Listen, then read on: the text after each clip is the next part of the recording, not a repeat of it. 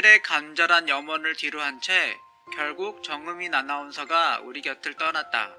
MBC FM 라디오 정은민의 영화음악을 진행하면서 많은 청취자들에게 사랑을 받았던 그가 교통사고를 당한 지 14일 만인 8월 4일 오후 6시 30분경 서울 여의도 성모병원에서 숨을 거뒀다. 교통사고가 난 것은 7월 22일 오후 2시 40분경 방송사로 출근하던 길이었다. 경찰에 따르면 그는 한강대교 남단 흑석동 삼거리에서 갑자기 차로를 바꾸다가 혹은 급브레이크를 밟다가 중앙선을 넘었고 마주오던 스타렉스 자동차와 정면 충돌하면서 차량이 전복됐다고 한다. 그가 왜 갑자기 중앙선을 넘었는지는 밝혀지지 않았다. 인근 주민은 사고 지점 앞에 골목이 있는데 그곳에서 종종 차들이 갑자기 튀어나와 접촉사고가 많았다. 정은민 아나운서 역시 갑자기 튀어나온 차를 피하다가 그렇게 된 것 같다고 추측했다. 사고 후 혼수 상태로 여의도 성모병원에 실려간 그는 4시간여에 걸쳐 대수술을 받았지만 의식을 회복하지 못한 채 신경외과 중환자실로 옮겨졌다. 수술을 집도한 나형규 교수는 뇌가 많이 부어있고 손상도 심하다. 일주일 정도 지켜봐야 정확한 판단을 내릴 수 있겠지만 상황이 매우 좋지 않다고 말했다. 가족과 동료, 팬들은 희망을 버리지 않고 그가 회복하리라 믿고 기다렸다. 남편 조종수 씨와 가족들은 24시간 내내 그가 누워있는 중환자실을 지키고 있었고 팬클럽 회원들과 동료 아나운서들도 수시로 병원을 찾았다. 특히 92년 입사 동기인 김지훈 아나운서는 저녁 면회 시간마다 거의 출근 도장을 찍다시피 했을 정도. 하지만 그는 결국 뇌부종으로 인한 합병증으로 사망하고 말았다. 삼성서울병원에 차려진 고인의 빈소를 찾았을 때 유가족들은 너무 갑작스러운 일이라 아무 말도 할 수 없다며 비통한 표정을 지을 뿐이었다.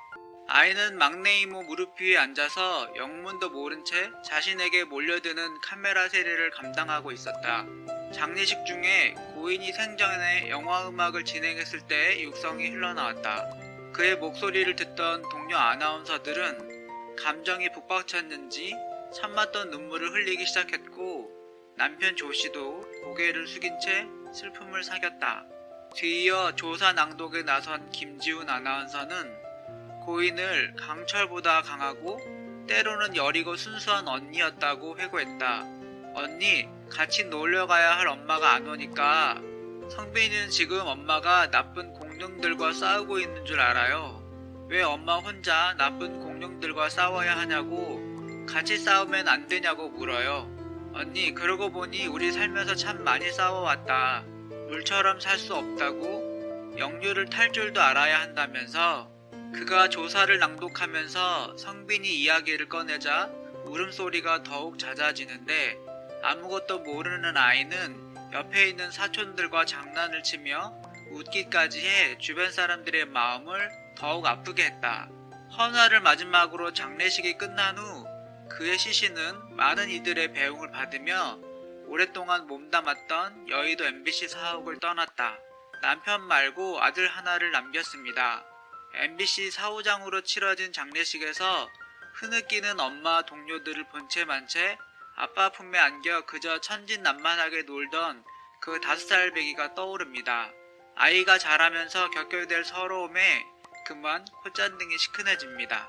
정은님을 안 것은 대학 1년이었던 94년쯤일 겁니다.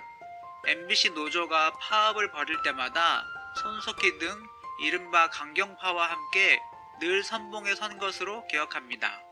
빈소 앞에 앉아 아내의 영정을 응시하는 남편 조씨의 눈엔 눈물마저 말라있어 보는 사람을 더욱 안타깝게 했다. 그의 소구름을 하늘이 대신하는 것일까? 장대비가 쏟아졌다. 정씨의 사망 소식이 전해지자 한가닥 희망을 품고 있던 MBC 아나운서실의 슬픔 또한 컸다. 8월 4일 밤 MBC 이윤철 아나운서 국장을 비롯해 김주화, 이재용, 홍은철 등 동료 아나운서들이 속속 찾아와 고인의 면복을 빌었다. 정씨와 출발 비디오 여행을 1년간 함께 진행했던 홍은철 아나운서는 그래도 희망을 갖고 기다렸는데 믿어지지 않는다며 한숨을 지었다. 그렇게 열정적인 아나운서는 없을 거예요. 그 작은 체구에 어디에서 그런 열정이 나오는지 참 의아할 정도였죠. 아이한테도 참 잘했는데. 영정사진을 고르려고 정화 아나운서의 컴퓨터를 뒤졌더니 아들 사진만 잔뜩 있더라고요. 그만큼 아이에게 끔찍했죠. 정씨가 그렇게도 사랑했던 아들 성빈이는 아직 엄마의 죽음을 모르고 있다. 정씨의 시어머니는 아이가 충격을 받을까봐 아직 말하지 못하고 있다고 했다. 아이는 지금 큰 집에 있어요. 사촌들과 놀면서도 계속 엄마를 찾아요. 여행 가야 하는데 엄마는 왜 안 오냐면서 기다리고 있는데 그걸 보면 가슴이 미어져요. 비행기표 끊어 짐 다 싸놓고 여행 가자던 엄마가 오지 않으니까 제 딴에는 얼마나 엄마가 원망스럽겠어요. 예정대로라면 정씨는 사고가 난 7월 22일 오후에 출근해 숙직을 한 후 다음날 아침에 퇴근하면 바로 남편 아들과 함께 괌으로 휴가를 떠날 참이었다. 그래서 짐도 미리 다 싸놓았다고 한다. 하지만 그는 집으로 돌아가지 못했고 못 쓰게 된 비행기표와 풀지 않은 여행 가방만이 덩그러니 남았다. 장례식은 8월 6일 오전 9시 30분 여의도 MBC 사옥에서 치러진다. 식이 시작되기 10분 전쯤 이모들의 손을 잡고 정씨의 아들이 모습을 드러냈다. 그녀는 파업 노동자들의 힘겨운 삶을 언급하는 것으로 자신의 라디오 영화음악 프로그램을 시작하는가 하면 인터내셔널가나 임을 위한 행진곡 같은 노래들을 틀어줬습니다.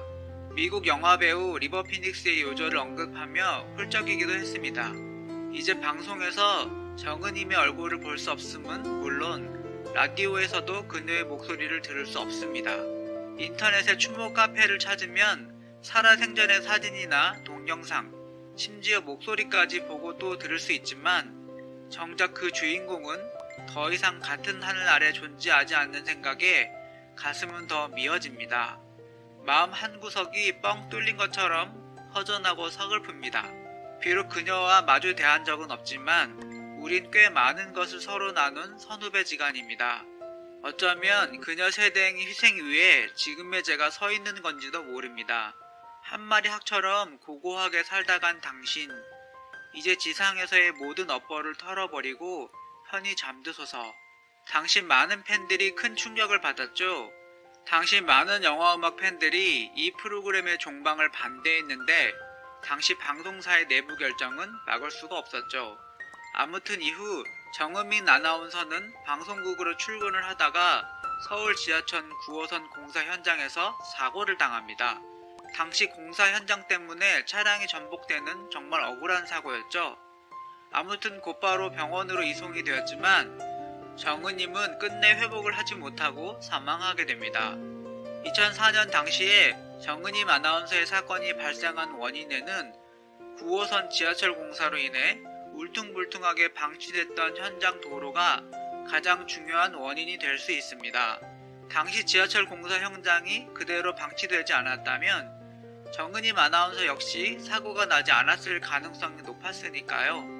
당시 도로가 공사 때문에 울퉁불퉁했고 결국 정은임 아나운서의 차량이 전복되어서 맞은편 스타렉스 차량과 강하게 부딪히면서 결국 사망하게 되었죠.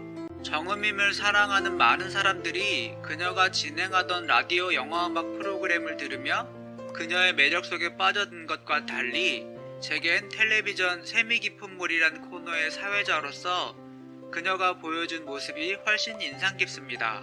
노래를 찾는 사람들이 부르는 준 운동권 노래, 그리고 개량 한복 차림의 한 무리 가수들이 들려주는 국악성 가요 등이 그녀 프로그램의 단골이었던 것 같습니다. 당시 그녀는 의식 있는 방송인의 상징과도 같은 존재였습니다.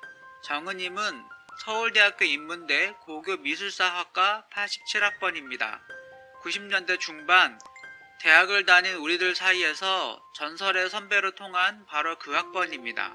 같은 인문대 언어학과 84학번 박종철이 서울 남영동 대곤분실에서 물고문 끝에 죽어간 것이 87년 1월이니 아직 한참 추웠을 그해 곰 새내기 대학생 정은임도 선배들을 따라 반정부 집회에 나갔을 겁니다. 전두환 정권의 공안 탄압에 분개, 학교 앞 녹두거리에서 소주를 마시고 연대생 이한열의 죽음에 가슴 아파하며 눈물도 흘렸겠죠. 6월 항쟁의 소용돌이 속에서 역사의 위대함을 깨달았을 겁니다. 그리하여 얻어낸 6.29 선언은 그녀에게 얼마나 큰 기쁨이었을까요? 힘들게 80년대의 경랑을 헤쳐나온 정은임이 선택한 직업은 방송인. 입사 초기 때 자그마한 체구에 총총한 눈망울을 한 정 아나운서의 모습을 잊을 수 없습니다. MBC 아나운서 부장 김창옥은 그녀에게 이 세상은 맞서 싸워야 할 악인 동시에 꼭 끌어안고 싶은 천진한 어린애였는지도 모릅니다.